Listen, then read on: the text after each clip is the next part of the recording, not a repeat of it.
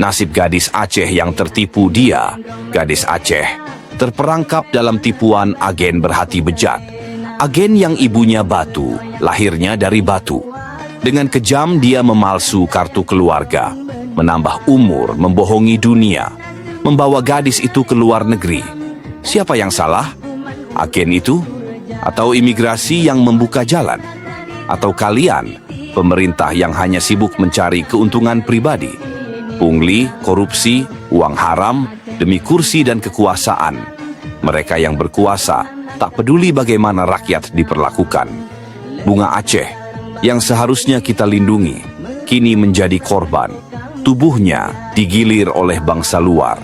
Dia tak bisa mengadu, tak bisa berkata. Di negeri asing, tak ada tempat untuk berjuang. Hai pemimpin durjana, di mana hati nurani kalian? Kalian korupsi uang rakyat, membiarkan mereka tenggelam dalam kemiskinan.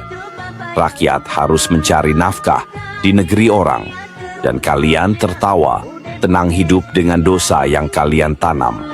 Kami berdoa, semoga anak kalian nanti merasakan apa yang kalian lakukan. Semoga karma datang, tak bisa kalian hindari. Ini semua tanggung jawab kalian. Jangan pernah lupa, keadilan akan datang menuntut.